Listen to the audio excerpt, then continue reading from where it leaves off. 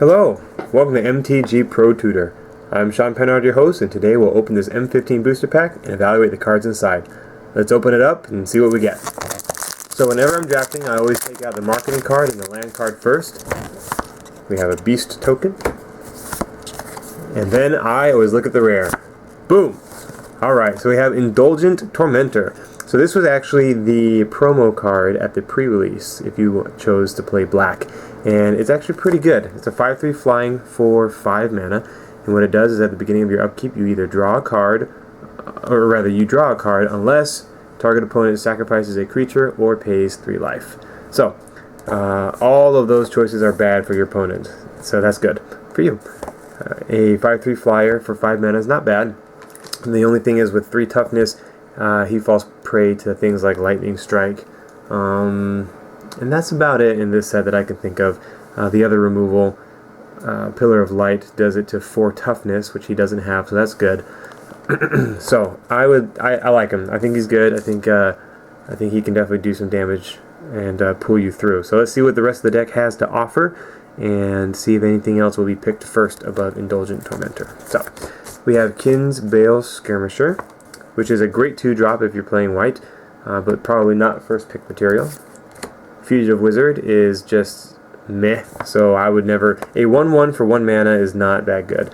You can hold off and pay a little extra mana for something that has a little more power, a little more toughness, a relevant ability, a little more oomph to it. So I'll pass on Fugitive Wizard. Foundry Street Denizen is good, but not as a first pick. This is great if you are already in red and you need a nice aggressive 1-drop. Solemn Offering is one of the 4 ways to destroy enchantments in this set. The other 3 are green, so this is the only white source that destroys enchantments. So a good sideboard card, especially if you are playing against enchantments, but I would not main deck it per se. Naturalize, here is one of the other ways to destroy enchantment. Black Cat is a 1/1 for 2 mana, and when it dies, target opponent discards a card at random. I mean, a 1/1 for 2 is really not exciting at all, but if you need to fill the 2 slot with black, I mean, you could do worse, but I'm definitely not first picking Black Cat. Necrobite is a lot worse than it was in the last set because it's really slow. Even though it's an instant and it's a combat trick, for 3 mana it's very easy to see that it's coming, and there are several 1 mana combat tricks in this set, so Necrobite has kind of fallen from grace. So I'm not going to first pick this card either. Invasive Species is good. It's a 3/3 for 3, which is good. I mean, that's fine. It's a a Nessian Courser for at its worst. The drawback on this card is you have to return a permanent to your hand. So you could kind of set up some neat tricks where you might return a land and then play that land and tap it for mana, or you might return a card that has a neat Enter the Battlefield ability. So the drawback isn't excruciating, and you do get a 3/3 for 3 mana, so that is good.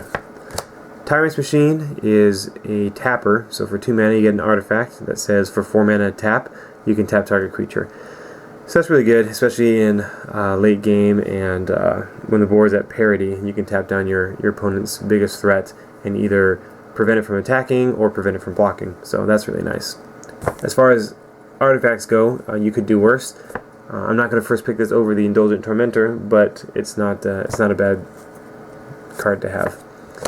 Living Totem has proven to be pretty good. It's a 2/3 for 4 mana, so that is pretty expensive.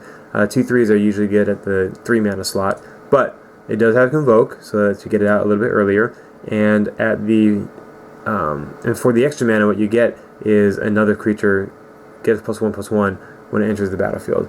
So it's nice, kind of pumps up your other green creatures, and because it has Convoke, it does let you bring it down sooner than you normally could.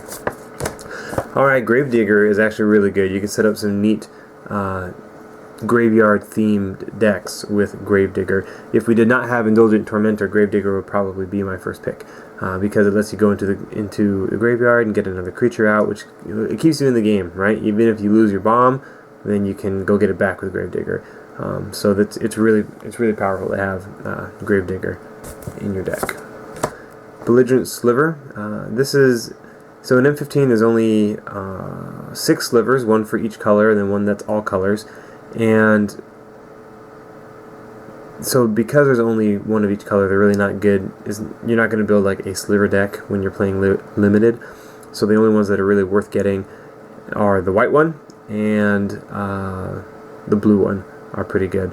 So I'll pass on Belligerent Sliver unless you really want a 2/2 for 3 mana. But for 3 mana in a red deck, you can get, you know, the Goblin Rough Rider or something better. So we'll pass on the Belligerent Sliver. Circle of Flame. This is a good sideboard card in my opinion against white weenie type token decks where they pump out lots of little soldiers and try and attack you. The Circle of Flame will really put the brakes on that. 1 damage will also kill an Oresco's Swift Claw. So little things like that are nice. In fact, I believe 75% of the creatures in M15 have 1 toughness. Now, not all of them are on the ground, but quite a few of them are. So this is a great sideboard card if you are you know, needing a way to keep those aggressive attackers at bay. So the best card, Gravedigger and Invasive Species, and my first pick will be Indulgent Tormentor. The second would definitely be the Gravedigger. So that is my choice for the pack. What do you think? Have you used Indulgent Tormentor and seen it shine, or you saw the other cards that we flipped through? Did I, you know, miss a bomb or pass over something good? What do you think of this? So leave a comment below. Let me know what you think of Indulgent Tormentor, and we can share that knowledge with everybody else so we can all get out there and win more drafts. I'm Sean Penrod, and we'll see you in the next pack.